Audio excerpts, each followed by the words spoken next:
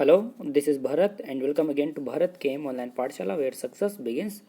हम राजस्थान जियोग्राफी पढ़ रहे थे। लास्ट लेक्चर तक जो प्रीवियस लेक्चर था उसमें हम यूनिट नंबर फर्स्ट कंप्लीट कर चुके हैं। इस लेक्चर से हम स्टार्ट करेंगे अपनी यूनिट नंबर सेकंड और राजस्थान के भौतिक प्रदेश। राजस्थान के भौतिक प्रदेश चैप्टर पढ़ने से पहले कुछ इंपॉर्टेंट बातें हैं वो हमें समझनी पड़ेगी, जब जाके ही ये चैप्टर समझ आएगा। तो पहले जो बातें हैं वो समझा देता हूँ, फिर इसको स्टार्ट करेंगे। हम पहले ये समझने की कोशिश करेंगे कि अपने जो पहले जैसे महासागर है, ये सारे अंध महासागर, प्रशांत महासागर, मरुस्थल, इनका निर्माण किस तरीके से हुआ, पहले उनको समझेंगे, जब जाके हमें राजस्थान के भौतिक प्रदेश अच्छे तरीके से समझ आएगा। जैसे सबसे पहले बहुत साल पहले स्टार्टिंग में जब कोई भी महासागर नहीं बना था, तब क्या था, अपनी जो अर्थ है उस पर एक इस तरीके से एक लैंड थी बस। अभी तक यहाँ पर कोई अमेरिका, इंडिया, चाइना वाइना कुछ भी नहीं है, सिर्फ ये एक लैंड थी। इस तरीके से एक पृथ्वी पे लैंड थी और उसके चारों तरफ पानी भरा था। इसको आप पृथ्वी मत समझना, ये गोल गोल पृथ्वी नहीं दिख रही है। पृथ्वी के ऊपर अपनी पृथ्वी है, जो अर्थ है उसके ऊपर ये इस तरीके से लैंड है, जमीन है, इसके चारों तरफ इस तरीके से पानी भरा हो। जैसे ये अपना पूरे पृथ्वी है, इस पृथ्वी पे ये कोई जमीन है, ये जमीन है, इसके चारों तरफ इधर पानी भरा हुआ है, कंप्लीट इस तरीके से पानी भरा हुआ है। तो ये जो अर्थ है, अर्थ का ये जो टुकड़ा है पूरा अपने पृथ्वी के ऊपर, ये पृथ्वी का जो टुकड़ा है, इसको क्या कहते थे, पेंजिया कहते हैं, महान महाद्वीप। ये जो महान महाद्वीप है, इसी से फिर महाद्वीप और महासागर, मरुस्थल का निर्माण हुआ। किस तरीके से हुआ ये अभी मैं आपको बताऊंगा, आपको समझ आ जाएगा। तो ये जो अर्थ था, अर्थ का जो टुकड़ा था, पृथ्वी का जो टुकड़ा था, ये पेंजिया है। संपूर्ण पृथ्वी को पेंजिया कहते थे पहले। और ये जो पेंजिया के चारों तरफ पानी भरा हुआ है, ये इसको कहते थे हम पैंथालासा। पैंथालासा कहते थे, पेंजिया के चारों ओर भरा हुआ पानी। तो पेंजिया, ध्यान रखना आप, जो स्टार्टिंग में जब कोई भी महाद्वीप महासागर नहीं बना था, उस समय पर जो पृथ्वी का कंप्लीट एक टुकड़ा था, उसको हमने नाम दिया पेंजिया। उसको पेंजिया कहते हैं, हम कहते थे। महान महाद्वीप था वो। इस महान महाद्वीप के ही टुकड़े होकर के किसी कारण से, किस कारण से हुए वो आपको पता लग जाएगा अभी। उसके टुकड़े होकर के ही महासागर, महाद्वीप और जो भी आपके मरुस्थल वगैरह है उनका निर्माण हुआ था। तो ये जो भाग था, ये तो पेंजिया कहते थे। और इस पेंजिया के चारों तरफ जो पानी भरा होता, अभी मैंने जो बताया, उसको कहते थे हम पैंथालासा। अब हुआ क्या, धीरे धीरे ये जो पेंजिया है, ये पेंजिया, ये वाला जो पेंजिया है, इसका धीरे धीरे विखंडन हुआ। धीरे धीरे ये टूटने लग गई। ये जो अर्थ का टुकड़ा था ना, वो टूटने लग गया। तो मानो ये यहाँ से इस तरीके से टूट गया, और टूट करके क्या हुआ, इसके बीच में गैप आ गया। ये टुकड़ा टूट करके थोड़ा सा इधर चले गया, और नीचे वाला टुकड़ा टूट करके थोड़ा सा नीचे आ गया। तो ये जो पेंजिया है, इसका विखंडन होने से ये दो भागों में टूट गया। क्या क्या नाम है, और ये टूटना, ये जो विखंडन हुआ था, ये कौन से युग में हुआ था, तो ये आप थोड़ा सा ध्यान रखना, कार्बोनीफेरस युग में हुआ था। यहाँ पर लिखा हुआ है, देखो ये रहा, कार्बोनीफेरस युग में हुआ था। ये जो उत्तर वाला भाग है, उत्तर दिशा वाला टुकड़ा है, इसका नाम फिर हमने दिया अंगारा लैंड, या फिर इसको लोरेशिया भी हम कह देते हैं। अंगारा लैंड दिया इस ऊपर वाले का नाम, उत्तर दिशा वाले का। और ये जो दक्षिण दिशा वाला है, इसको हमने नाम दिया गोंडवाना लैंड। ठीक है। और ये जो मैंने आपको बताया कि ये भाग तो ऊपर चले गया थोड़ा सा, और ये भाग थोड़ा नीचे आ गया, तो बीच में जो इनके बीच में जो गैप आ गया, ये गैप ही, इन गैप से क्या हुआ, टेथिस सागर का निर्माण हुआ। टेथिस सागर, टेथिस सागर का निर्माण हुआ। अभी आपको नीचे लिखा हुआ है, सब दिख जाएगा। टेथिस सागर का निर्माण हुआ। ये टेथिस सागर का निर्माण किस तरीके से हुआ, जब ये टूट करके इधर गया, जैसे मानो ये टुकड़ा टूट करके इधर ऊपर चले गया थोड़ा सा, और ये टुकड़ा टूट करके थोड़ा नीचे आ गया, जब इसका विखंडन हुआ था, तो ये पानी बह करके बीच में गैप में आएगा। तो जब ये पानी बह करके बीच में गैप में आएगा, तो साथ ही साथ ये जो जमीन की जो मिट्टी वगैरह है, उसको भी बहा करके लेके आएगा। तो ये बहा करके लेके आते आते क्या हुआ कि यहाँ पर ये जो मिट्टी है, इसका जमा होना स्टार्ट हो गया बीच में। कैसे हुआ, यहाँ पर लिखा हुआ है, देखो लिखा हुआ क्या है, दिखा देता हूँ। ये भाग ऊपर चले गया, थोड़ा सा नीचे आ गया। तो जब ये पानी इधर पानी भरा हुआ था, ये जो पैंथालासा था इस पेंजिया के चारों तरफ, वहाँ से पानी बह करके यहाँ पर आया, तो वो साथ ही साथ मिट्टी भी लेकर के आया, और मिट्टी लेकर के आते आते यहाँ पर उस मिट्टी का क्या हुआ, जमा हुआ। और जमा होने से वहाँ पर सागर जैसा निर्माण हो गया, उसको टेथिस सागर हमने कहा। थोड़ा सा और डिटेल में समझेंगे आगे, आपको पता लग जाएगा। लेकिन अभी मैंने जो आपको बताया वो यहाँ पर लिखा हुआ है। जो पेंजिया है, जो अर्थ का टुकड़ा था, उसका विखंडन हुआ, टूट गया, वो दो भागों में टूटा। कार्बोनिफेरस युग में ये विखंडन हुआ था। दो भाग कौन कौन से थे, अंगारा लैंड, इसको लोरेशिया भी कह देते हैं, उत्तर दिशा वाला, और दूसरा था गोंडवाना लैंड, नीचे वाला, जो दक्षिण दिशा में है। और इनका जो बीच में गैप उस गैप हुआ, उसको हमने नाम दिया टेथिस सागर। ठीक है। अब देखो आप, ओके, यहाँ पर तैतीस सागर था, इसका जलीय भाग है, उसका बहाव या प्रवाह मतलब उसका बहाव वगैरह हुआ तो सागर और महासागरों का निर्माण हुआ। यहाँ तक बात आपको समझ आ गई। अब ये जो ऊपर वाला, ये ऊपर वाली जो लैंड थी, ये वाली अंगारा लैंड, और ये नीचे वाली जो गोंडवाना लैंड थी, इसका भी धीरे धीरे विखंडन हुआ फिर। तो इसका विखंडन होने से क्या हुआ, आपके क्या बन गए, उसे तैतीस सागर में अवसाद जमा हो गए, मरुस्थल। ये इसका विखंडन हुआ ना, फिर सागर और महासागर, अलग अलग तरीके के सागर और महासागर बने जब इनका विखंडन हुआ। इस वाले, ये ऊपर वाली जो अंगारा लैंड है, इससे कौन कौन से सागर महासागर बने उसको हम देखेंगे, और अपना इंडिया कौन से में है, अंगारा लैंड में है या गोंडवाना लैंड में है, इसका भी आपको आइडिया लगेगा। और ये नीचे वाली जो गोंडवाना लैंड थी, इसका विखंडन होने से क्या हुआ। उससे पहले यहाँ पर एक चीज़ लिखी हुई है, उसको आप पढ़ लो। अंगारा लैंड व गोंडवाना लैंड का विखंडन होने से तैतीस सागर में अवसाद जमा हो गए। जब इसका और इसका विखंडन हुआ, मतलब ये जब टूटने लगे तो ये तैतीस सागर में अवसाद जमा होने लग गए, मतलब वही मिट्टी वगैरह का जमा होने लग गया, और उन्हीं से क्या हुआ, आपके मरुस्थल बने और मैदान बने। ओके, तो वहाँ पर मिट्टी का जमा हुआ तो पानी तो वहाँ पर है नहीं, क्योंकि मिट्टी का जमा हो गया तो पानी तो इधर उधर हट गया। जैसे यहाँ पर मिट्टी का जमा हो गया, यहाँ बीच में यहाँ हो गया, यहाँ हो गया, यहाँ हो गया, और पानी थोड़ा थोड़ा इधर से ऐसे दूर हट गया वहाँ से। तो यहाँ पर जहाँ मैदान और मरुस्थल बने, वहाँ पर पानी बिल्कुल नहीं था, सिर्फ और सिर्फ वहाँ पर मिट्टी ही मिट्टी थी। जमा हो गया ना, विखंडन होने से पानी का बहाव होगा। जैसे मान लो यहाँ से विखंडन हुआ, यहाँ से विखंडन हुआ, ये टूट गया, ये टूट गया, तो पानी इधर से घूम घूम के जाएगा, क्योंकि जहाँ पर टूटेगा वहाँ तो पानी आएगा, क्योंकि चारों तरफ तो पानी भरा हुआ ही है। यहाँ पर ये पैंथाला सा है, पानी भरा हुआ है, तो उसके जमा होने लगे, क्योंकि आपको पता है नदी वगैरह बहती है तो साथ ही साथ मिट्टी भी लेके जाती है, फिर धीरे धीरे मिट्टी जगह जगह पर जमती रहती है, और वहाँ पर धीरे धीरे टीला सा बनता हुआ आपने देखा होगा गाँव वगैरह में। वही चीज़ यहाँ पर लिखी हुई है। तो अंगारा लैंड, ये नीचे वाली जो अंगारा लैंड है, ये वाली जो अंगारा लैंड है, और ये जो गोंडवाना, ये जो अंगारा लैंड है, ये गोंडवाना लैंड है, इसका विखंडन हुआ तो उससे पानी का बहाव वगैरह हुआ, जिससे तैतीस सागर में, इस तैतीस सागर में यहाँ पर सागर व तैतीस सागर में मरुस्थल और मैदान का निर्माण हुआ, और वहाँ पर पानी बिल्कुल नहीं था। ठीक है, अब हम देखेंगे कि अंगारा लैंड से तो क्या क्या हुआ और गोंडवाना लैंड से क्या हुआ। सबसे पहले हम बात करेंगे अंगारा लैंड की, जो ऊपर वाली अंगारा लैंड थी अपनी उत्तर दिशा वाली। ओके, तो ये जो अंगारा लैंड है, ये ऊपर वाली अंगारा लैंड है। देखो अभी जनरल बातें समझ रहे हैं, ये अभी चैप्टर नंबर 2 स्टार्ट नहीं हुआ है अपना, सिर्फ चैप्टर नंबर 2 पढ़ने के लिए थोड़ा सा बेस बना रहे हैं। ओके, क्योंकि बेस जितना ज़्यादा इंपॉर्टेंट है वो तो होता है, उतनी ही ज़्यादा अपने को चीज़ें समझ आती है, इसलिए, और बाकी कोई बात नहीं है। तो ये जो अंगारा लैंड है ऊपर वाली, जो उत्तर दिशा वाली है, उसका विखंडन कब हुआ था, ये याद रखना कौन से युग में होता है, ये यहाँ से क्वेश्चन पूछते हैं वो। तो अंगारा लैंड या फिर लोरेशिया, इसका जो विखंडन हुआ था, ये जो टूटना स्टार्ट हुआ था, वो कौन से युग में हुआ था, अंतिम ट्राइसिक युग में हुआ था।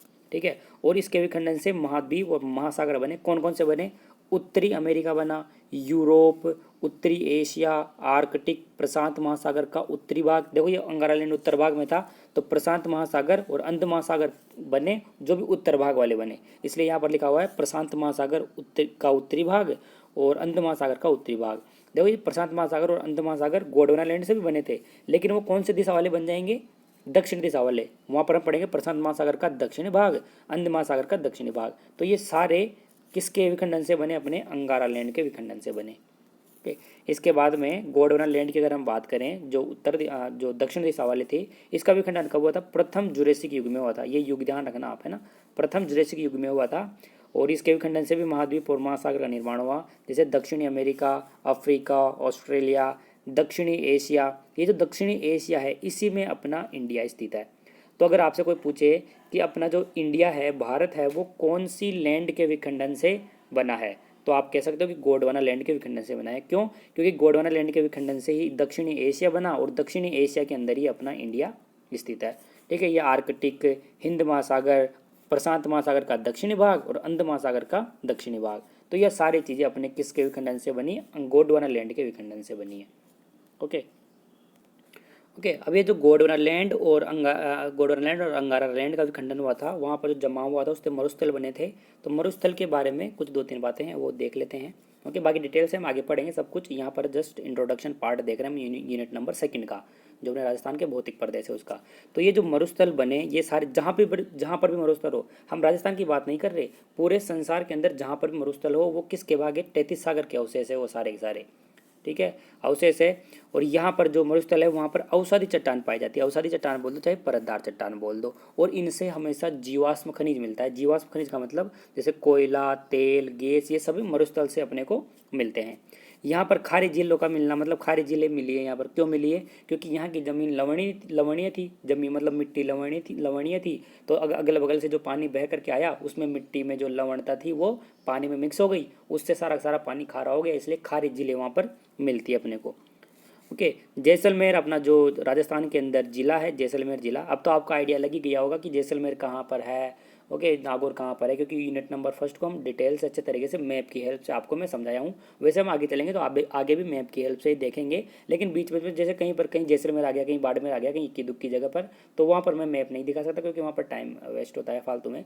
अगर डिटेल से हम पढ़ेंगे कहीं कहीं पर तो आपको मैप से मैं पढ़ाऊंगा। लेकिन जैसे जैसलमेर है तो आप आइडिया लगा सकते हो कि जैसलमेर राजस्थान में किस साइड है। तो जैसलमेर में कुलदरा गाँव है एक, वहाँ पर मछली के अवशेष पाए गए हैं। ओके, ये ध्यान रखना। आपसे ऐसा क्वेश्चन पूछा जा सकता है कि राजस्थान में मछली के अवशेष कौन से जिले से मिले हैं, तो आप बता दोगे कि जैसलमेर जिले से मिले हैं। अगर और डेप्थ में पूछेगा तो ऐसे पूछ सकता है कि मछली के अवशेष जैसलमेर के कौन से गांव से मिला है, तो आपको बताना होना चाहिए कि कुलदरा गांव से मिला है।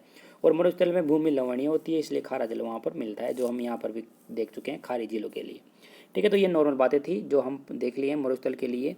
अभी जैसलमेर है, इसके रिलेटेड आपको एक दो बातें और ध्यान रखनी है क्योंकि इंपॉर्टेंट है थोड़ा सा ये। जैसलमेर का जो कुलदरा गांव है, इसके अंदर राजस्थान सरकार ने कैक्टस पार्क की स्थापना की है। कैक्टस पार्क की, इसमें क्या होता है, पौधे उगाए जाते हैं। पौधे उगाने से क्या होता है कि जब जो जमीन का अपरदन है, जो जमीन का कटाव है, वो होने से रुक जाता है। ओके, एक तो ये जमीन का कटाव होने से रुक जाता है, और दूसरी बात क्या है कि यहाँ की जो नमी है, मरुस्थल में जो नमी है वो बरकरार रहती है, क्योंकि ये कैक्टस पार्क ऊपर ही रहते हैं, नीचे तक नहीं जाते हैं। इनकी जो जड़ें होती है नीचे तक नहीं जाती है, ऊपर ही रहते हैं, जिससे ये जो वहाँ की नमी है उसको बनाए रखते हैं थोड़ा सा, और वहाँ पर जो ज़मीन का कटाव हो रहा है उसको भी कम कर देते हैं। ये थोड़ा सा ध्यान रखना आप। ओके, ये लिखा हुआ है फॉर भूमि के अपरदन को रोकना, क्योंकि आपने देखा भी होगा कहीं पर जहाँ पर भूमि का कटाव हो रहा है वहाँ पर अगर हम ग्रास वगैरह उगा देते हैं, घास वगैरह उगा देते हैं, तो वहाँ पर जमीन का कटाव रुक जाता है। उसी तरीके से ये कैक्टस पार्क की उसी बेसिस पे कैक्टस पार्क की स्थापना की गई है। ओके, और बहुत सारे कैक्टस के पौधे उगा देते हैं, उससे ज़मीन का कटाव रुक जाता है। आपसे नॉर्मली ऐसे पूछेंगे वो कि राजस्थान सरकार ने कैक्टस पार्क की स्थापना कौन से जिले में की है, या फिर कौन से जिले के कौन से गांव में की है, तो आपको ध्यान रखना है जैसलमेर के कुलदरा गांव में की है। ओके, तो ये नॉर्मल बातें अपनी खत्म हुई है। अब हम स्टार्ट करेंगे अपना यूनिट नंबर सेकंड अच्छे तरीके से, राजस्थान के भौतिक प्रदेश। तो आपको ये समझना पड़ेगा पहले तो कि ये होता क्या है, भौतिक प्रदेश क्या होता है।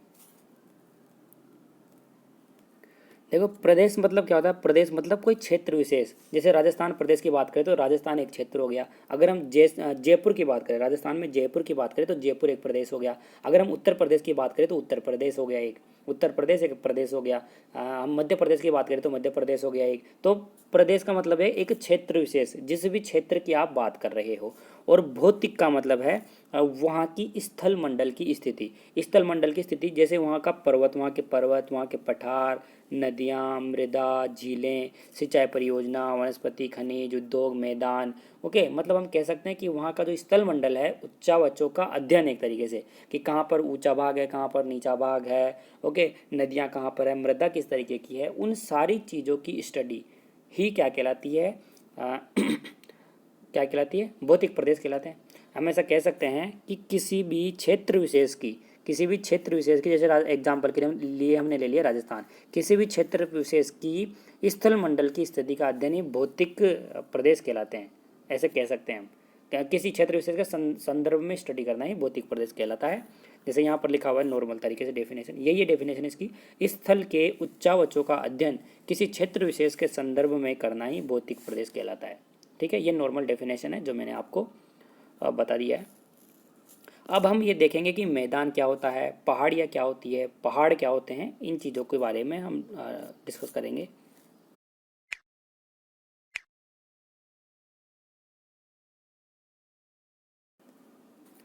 ये मैदान क्या होता है, पठार क्या होता है, पहाड़ियाँ क्या होती है, पहाड़ क्या होते हैं, पर्वत क्या होते हैं, इनको हम देखेंगे। इनका निर्धारण ऊंचाई के आधार पर किया जाता है। जो जितना ऊंचा होगा उसी के हिसाब से इनका निर्धारण किया जाता है। और कहाँ से, मीन सी लेवल से किया जाता है, समुद्र तल की ऊंचाई से। जैसे देख लो, मान लेते हैं कि ये अपना समुद्र तल है, ये वाला ऐसा मान लेते हैं कि समुद्र तल है। समुद्र तल से 300 मीटर तक ऊंचाई तक वाले, 300 मीटर या 300 मीटर से कम तक की जो ऊंचाई है, उनको हम कहते हैं मैदान।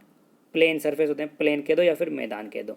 तो ये ध्यान रखना है आपको, ये इंपॉर्टेंट है एग्जाम पॉइंट ऑफ व्यू से, क्योंकि वो पूछ लेते हैं कि मैदान, पहाड़, पठार, पहाड़िया, पहाड़, पर्वत क्या होते हैं। आपको कुछ वैल्यू दे देंगे, बोलेंगे कि एक ऊंचाई है 600 मीटर की ऊंचाई है, तो बताओ ये क्या है, मैदान है या पहाड़ियाँ हैं, पठार है या पहाड़ है या पर्वत है, कुछ भी इस तरीके से पूछेंगे। तो आपको ध्यान रखना कि 300 मीटर तक की ऊंचाई के जो स्थान है उनको हम कहते हैं मैदान। कहाँ से? मीन सी लेवल से, समुद्र तल से, ठीक है। और दूसरे की अगर हम बात करें, अगर कोई ऊंचाई स्थान 300 मीटर से 600 मीटर तक है, ओके, 600 मीटर तक है, उसको हम कहते हैं प्लेट्यू, पठार कहते हैं उसको। इनका जो ऊपरी भाग होता है ये सपाट या पाट मतलब प्लेन होता है इनका ऊपरी भाग। तो ध्यान रखना आप, 300 मीटर तक के तो कहते हैं हम मैदान, और 600 मीटर तक के को हम कहते हैं पठार। ओके, 300 मीटर से लेकर के 600 मीटर तक को हम कहते हैं पठार। अगर मान लो 600 मीटर से कोई ऊंचाई ऊपर चली गई, कोई जगह ऐसी है जो 600 मीटर से ऊपर है थोड़ी, मान लो कि 700 मीटर की है, तो उसको हम क्या कहेंगे? तो 700 मीटर से ले और 600 मीटर से लेकर के और 1800 मीटर तक की ऊंचाई वाले स्थानों को हम कहते हैं पहाड़ियाँ, हिल। ओके, हिल कहते हैं उनको। कि मान लो जैसे 1600 मीटर की ऊंचाई की कोई जगह है, उसको हम क्या कहेंगे? तो उसको कहेंगे हम पहाड़ी, ठीक है। अगर मान लो कि 1800 मीटर से ऊंची कोई जगह चली गई, तो उसको हम क्या कहेंगे? तो यहाँ पर लिखा हुआ है कि 1800 मीटर से लेकर के 2700 मीटर तक की जो जगह है ऊंचाई वाली, उनको हम कहते हैं पहाड़, ठीक है। हिली हो गया, इंग्लिश में तो हिली होता है, लेकिन हिंदी में पहाड़ हो गया वो। और अगर हम बात करें कि 2700 मीटर से ऊंची वाली जो भी जगह हो, 2700 मीटर से चाहे कितनी ही ऊंची हो, उसको हम कहते हैं माउंटेन्स, पर्वत कहते हैं हम उनको। तो ये सीरीज थोड़ी ध्यान रखना। सबसे पहले तो आते हैं अपने मैदान, जिनकी ऊंचाई 300 मीटर तक रहती है। फिर आते हैं अपने पठार, जिनकी ऊंचाई 600 मीटर तक रहती है। उसके बाद में आते हैं अपने पहाड़ियाँ, उनकी ऊंचाई 1800 मीटर तक रहती है। उसके बाद आते हैं अपने पहाड़, उनकी ऊंचाई 2700 मीटर तक रहती है। उसके बाद में आते हैं आपके पर्वत, उनकी ऊंचाई 2700 मीटर से ज़्यादा कितनी भी हो, उन सभी को हम कहते हैं अपने पर्वत।